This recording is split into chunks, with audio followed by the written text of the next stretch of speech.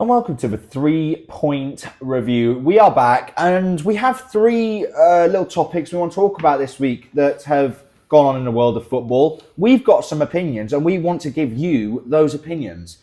Mr. Joshua Nile, what's your opinion on the Liverpool and Man United situation at the moment? I've been, the international break is 2 weeks long. I understand people get bored and talk about nonsense, but this is some next level shit I'm seeing here, Mr. Chapman.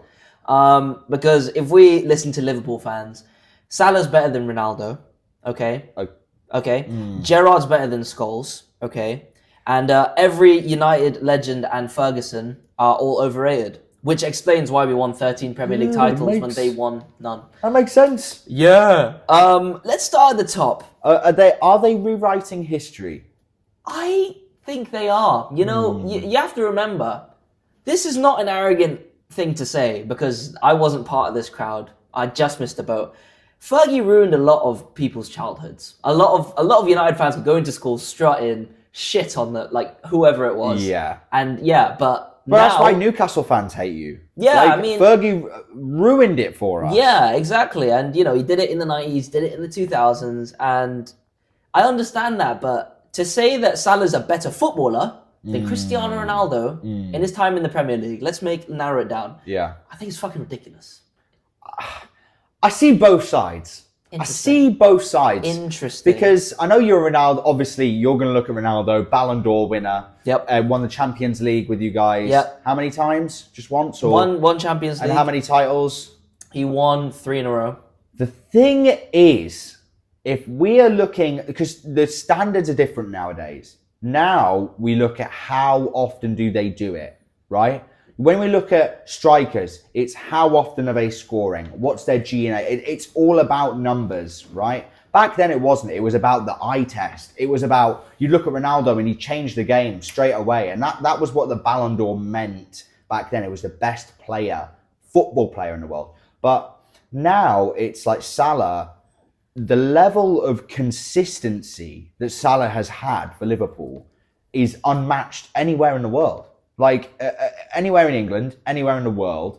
And obviously he's the best right winger in the world. I think we know that now. Yeah. And he's won Liverpool's first Champions League in donkeys.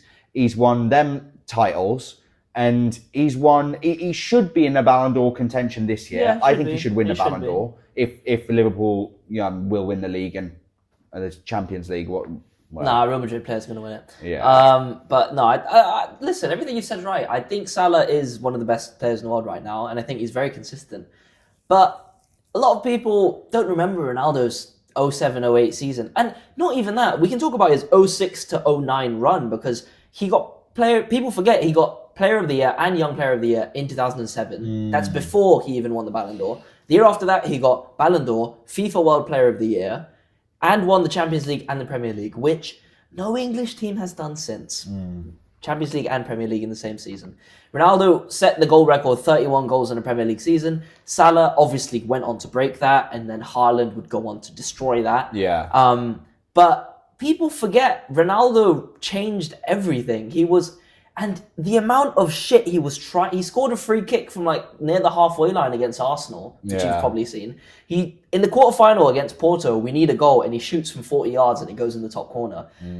It was just stuff you'd never see. Yeah, it was unheard of, the arrogance, and he backed it up. And look, if you want to talk about stats, you're probably fine. You can win with Salah. That's fine. But if you want to look at accolades, if you want to actually just remove stats and forget everything, don't even look at the scoreline and watch them play, watch 2008 Ronaldo play and watch Salah in his prime play, and you tell me who's better. And I think we both know who the real big game player is between Salah and Ronaldo. I mean, I was... You talked about it? We did. I was meant to make a TikTok, but TikTok screwed up my video. It's true. So I've got... Okay, I can't find the screenshot, but in all the finals he's played, 1 goal, 1 assist. Since 2017. I think there's been 11. Yes, there's been 11 or 12. Like that. And he's got 1 goal, which was a penalty against Tottenham after Sissoko's handball hit his shoulder. Yeah. And then an assist in the AFCON final. That is crazy. For a player of his ability, because we know he's a great player, to not be performing at that level, it puts a question mark on how good you are. That's the thing. It's like, did he ever do it when it mattered in the big games? Yeah. And yeah, you've won the league multiple times for Liverpool. That's great. You know, you've gone 20 goals plus every season, 5 seasons in a row. Yeah. That's great. Yeah. But again, like, you're winning the league. You then go on to bigger things. You go to the Champions League. You go to finals where you're winning trophies, and you don't perform. And that's a question mark. That's a little asterisk. That is it right there. You know, people remember the big games. If you look at Champions League knockout runs, the finals, Ronaldo, he's scoring hat tricks to bring Real Madrid back into the game. He's scoring in the final for United in 2008 when he's 22. He's dragging his team back from the dead. Even for Juventus, that whole compilation where he's like, I've won more Champions Leagues than your whole club. It's true. And he scores a hat trick in the second leg. Like, Salah's never done that. It's like Ronaldo's done stuff you'd never see on a pitch, like that 2-meter jump or whatever it was. Exactly. That's like, it was, no one else could do that besides Ronaldo. Exactly. And he's been doing it. He did it his whole career. He did it at United. He did it at Real Madrid, Juventus. He did it his second leg at United. And I just don't think they should be compared, in my opinion. Different players. Different players, different generations, different quality of teams, and to then and now. Yeah. But I think we both know Ronaldo is one of the greatest of all time. It's true. And Salah is one of the greatest right wingers we've seen in the Premier League. One of the most clinical forwards, for sure. Yeah, sure. 100%. Scores against Gerrard again. We can debate this all you want. Gerrard has more numbers, but I just want to ask you about this.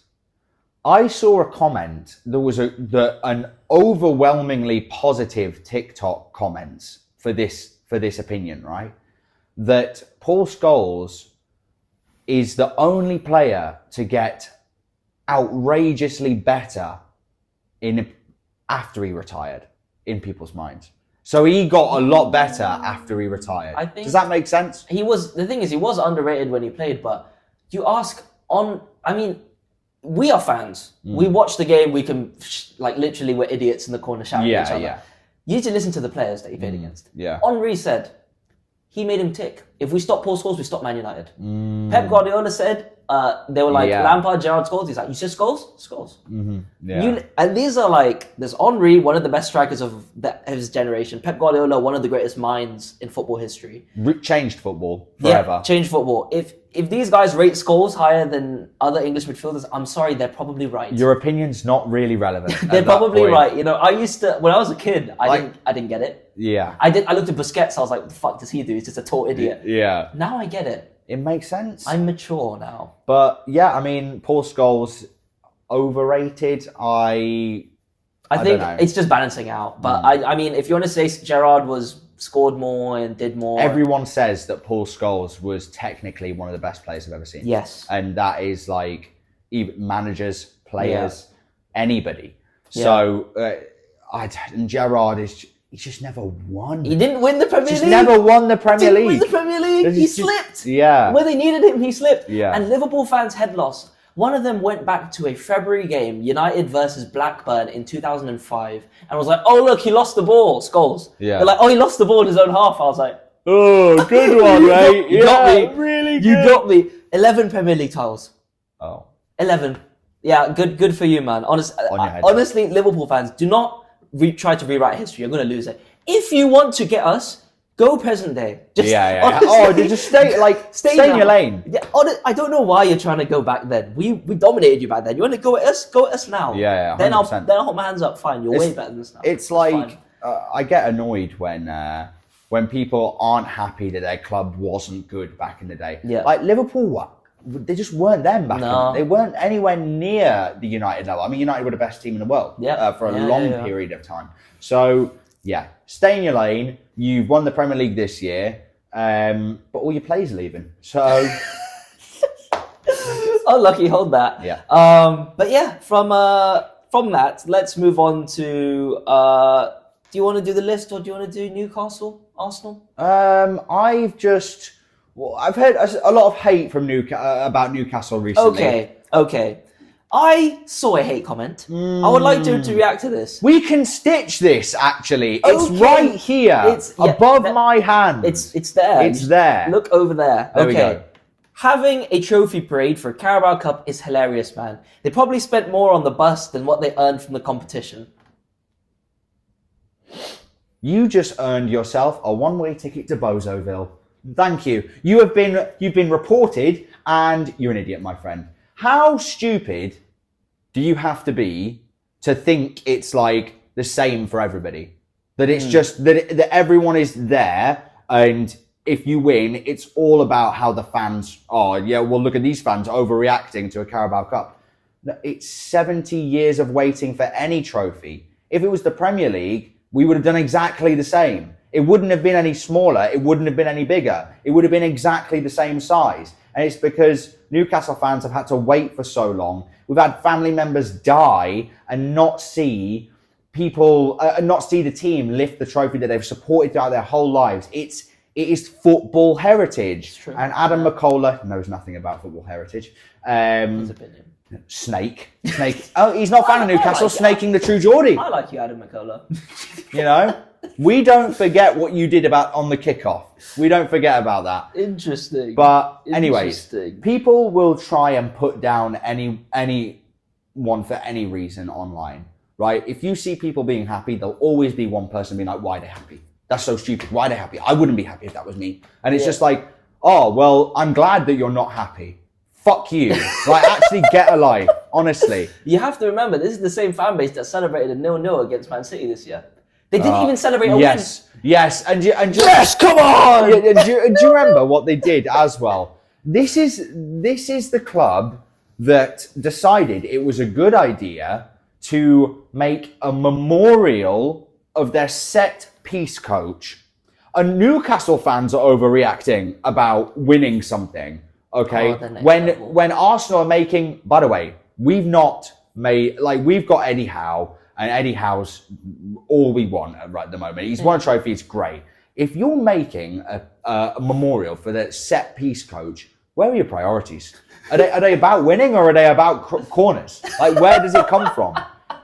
I don't know how else to explain it. It's just like, how can you not understand that? Yeah, Arsenal, bro, you had the Invincibles, you've won trophies, you've won probably everything there is to win in English football. But it's not the same for everybody else. Jealousy. And it is jealousy. It's like, I think a lot of it comes from the fact that they don't have Isak. Yeah. And Arsenal fans, and honestly, every time we play Arsenal now, we fucking slap them. They've come to St. James's Park like twice before the Carabao Cup, fucking slap them. We go to the Emirates, fucking slap them. Oh, this bozo behind us, Gabriel. Yeah. Gabriel, best centre-back pairing in the world. Shut up. You know what it is, right? I'll just read you the list of some teams that have won trophies more recently than Arsenal. Oh. Okay, well, obviously City, United, Chelsea, Liverpool. Yeah. Not surprising, right? Yeah. West Ham United. Yeah, European trophy they just won. Obviously Newcastle. Yeah, obviously. Who? Leicester City. Leicester City. Interesting. Tielemans. That guy's shit. And literally, after Arsenal, Arsenal are the 8th most recent team to win silverware. The 9th most recent team, Swansea City. And the 10th most recent team, Portsmouth. Oh my God. Then it's Tottenham. Akinfenwa? Oh, Akinfenwa. Akinfenwa winning a trophy more recently than Arsenal. Oh my days. That's crazy.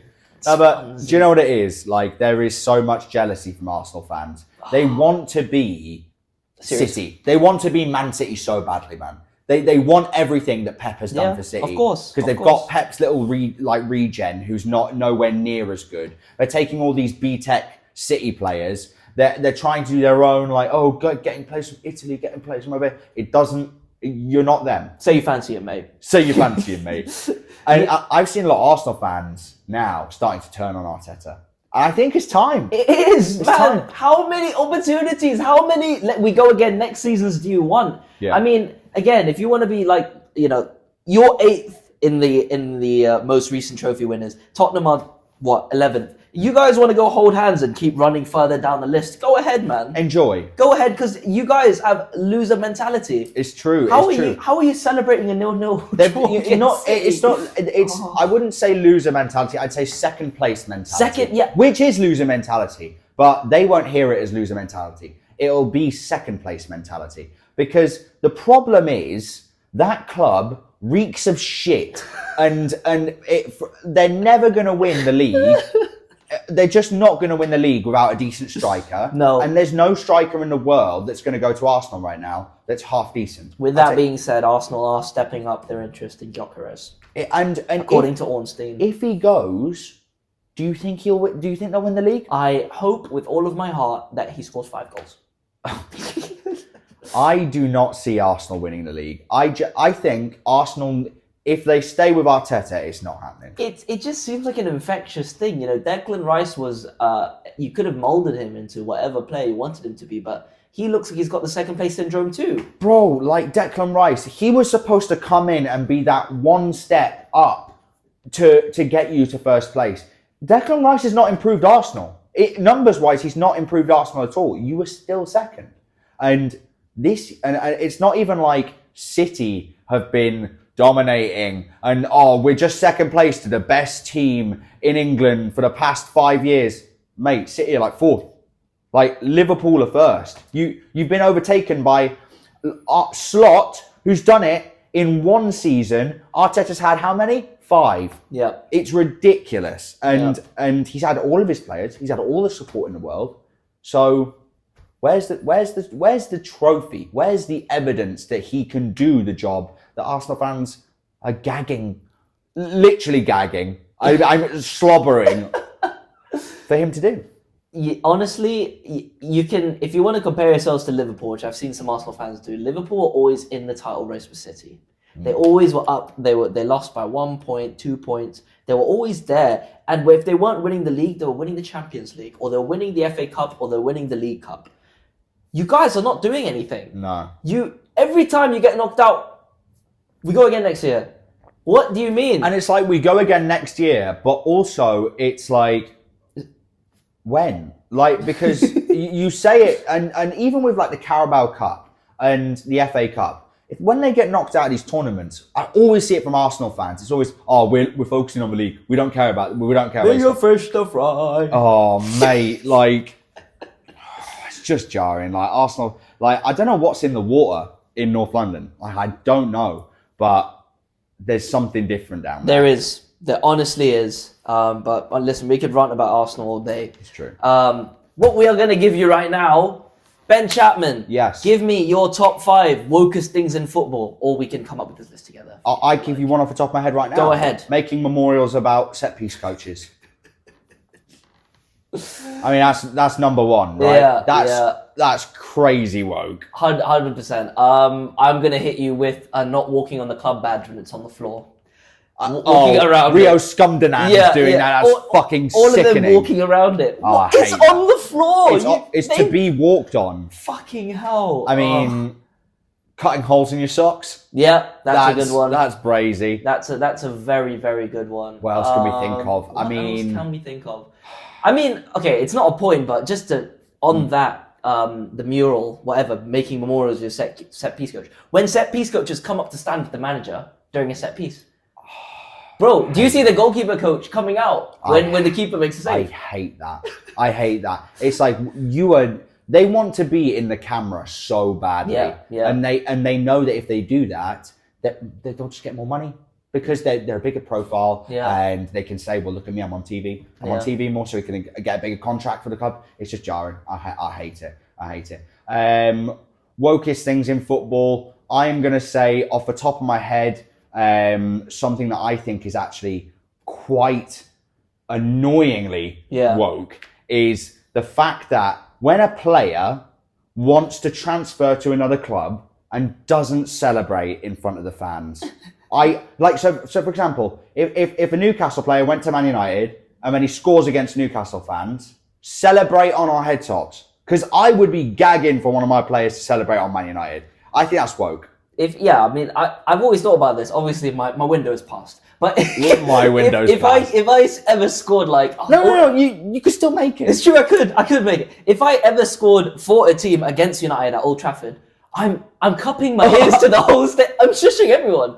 I love United, but you need to celebrate. Rattle them. You'd love it. You're scoring at your 100%. at the stadium of your ex club or the club you support. Yeah. Just got to do it. I know. I've got another one. Okay. Go ahead, and you go first. I mean, we're gonna go way over 5. When it's a big game and they're hugging and talking in the tunnel. Fucking look forwards. Yeah. Fucking look forward. Gary Neville. Honestly, I don't like Gary Neville, but he knew how to look forward in a tunnel. Oh, mate. Do you know what I mean? He was all straightforward. Ignored his brother. Yeah, Literally ignored his brother. And Schmeichel. Yeah, Schmeichel. Yeah. Okay. Halftime shows. If this, this is going to be... Because that would be the utmost woke thing I've ever seen. It's coming in the World Cup. I know. And that's got to be like number 2 most. Like, it has to be. It's disgusting. Leave that for the Americans. Oh, okay. Man. Halftime shows. Halftime interviews. Okay. I don't like them already. They're weird. I don't like them. They are so Players weird. they want to get in and they've only got 15 minutes. Yeah, exactly. It's not like American sports where it's literally chop and change. You can sit out, there are timeouts. No, in football you get 15 minutes, that's it. Yeah. You can't be wasting that time. Yeah. And also I really want to know the logistics of the halftime show. Does that mean that halftime gets extended? To 30 minutes maybe. Yeah, 30 minutes. How are you going to have a... So that means that some players will recover better than other players. Like, yeah, what's going on here? Yeah. It's weird. I don't like that. I don't like it. This is all woke nonsense and it needs to stop. Okay? Another woke thing. I'm not a big fan of ex-football players having their own podcasts. I am not a fan of that. I'll tell you why. Pundits, I'm happy with. Okay. So like Gary Lineker, Mike, I'm happy with them. Okay. Joey Barton? Nah, bro. Like you did one good thing in your career and that was getting Diaby sent off in that 4-4. Getting Diaby sent off. Like that's all you did. You were a wind-up merchant. And you were a shit player, like honestly shit player, and you don't have the right to talk about football like you know anything. Absolutely not. You're actually the poor man's Roy Keane. What about Ben Foster though? Ben Foster, yeah, I like Ben Foster. He's a content creator though. That's true, I guess. He's been making content for a long time. That's true. So I think that's a bit different. I don't compare him with Joey Barton, by the way. Just by the way, Ben Foster's cool. Joey Barton's literally got convicted of abuse the other day. Yes, that's true. Officially. Kicking his wife's skull off. Officially. It's not a football, Joey. It's not. It's literally in the news. Yeah. What else? Off the top of my dome, we've come up with 7 or 8 there. That's not too bad, is it? A lot, There's got to be one more though. There's got to be something else that's really. Okay. It's to do. Why are you playing 4 centre backs across your back line? Fucking bring fullbacks. Yeah. Into the game. What are you doing? I hate Arteta and Pep. What? This is so... It's not even woke. It's terrorism. I'm not a big fan of this inverted fullbacks it. either. I'm not a big fan of inverted fullbacks going in, playing DM. I don't like that. This is why Trent is a shit footballer. Because he can't defend and he goes into the middle to pass. Yeah, he can't. You just don't be a midfielder. Just don't be a fullback at that point. But then also, like, you don't have the awareness, technical ability to be a midfielder. Yeah. You can pass the ball. You're a great passer. Yeah. But...